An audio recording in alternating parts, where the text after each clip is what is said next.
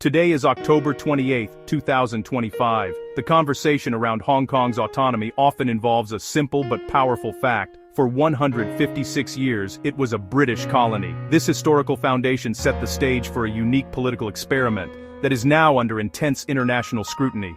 The phrase Big Brother is frequently used by critics to describe what they see as Beijing's increasing surveillance and control over the city's affairs. This term, drawn from dystopian literature, suggests a loss of personal freedom and a pervasive governmental presence that stifles dissent.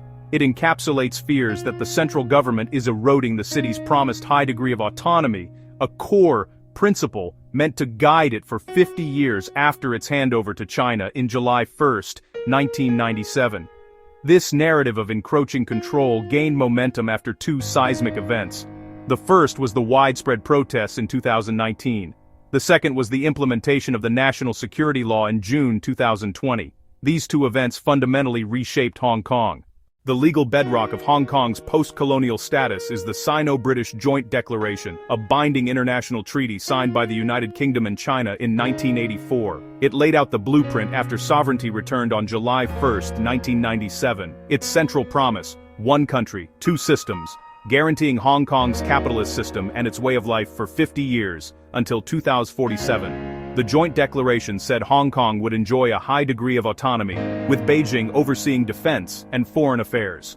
The treaty was registered with the United Nations, and in 1990, China enacted the Basic Law for the Hong Kong SAR, Hong Kong's mini-constitution governing institutions, rights, and its ties with Beijing. But different interpretations of these documents are a major source of tension. Critics cite interventions in court decisions and disqualification of elected officials.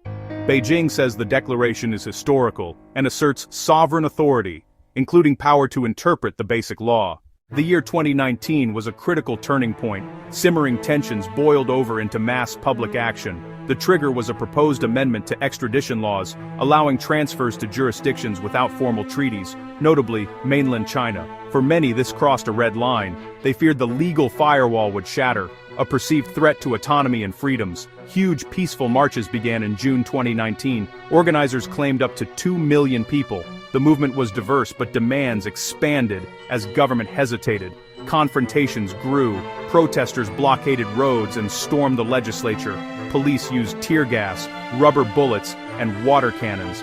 The cycle polarized the city and hurt its safe hub reputation. Economically, recession and a tourism collapse followed. Socially and politically, trust eroded, even after the bill was withdrawn.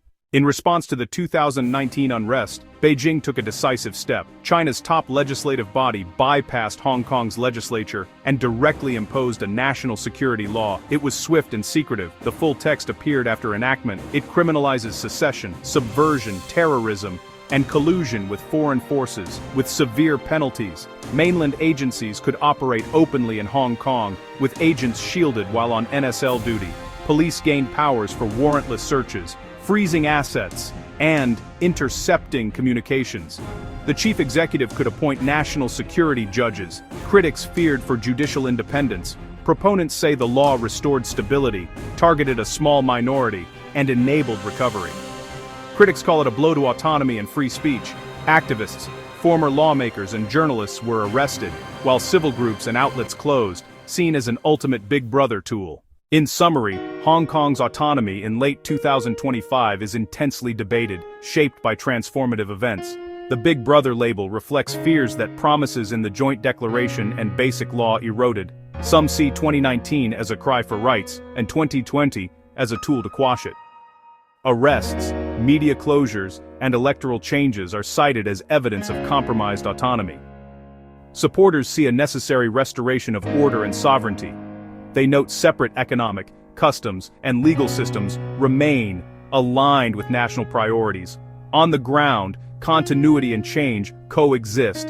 Hong Kong still has its own currency, common law courts, and borders distinct for trade and travel, yet political space has narrowed and caution has grown. Watch NSL court applications, elections and participation, business and culture. Read the Basic Law and NSL. The story is not over.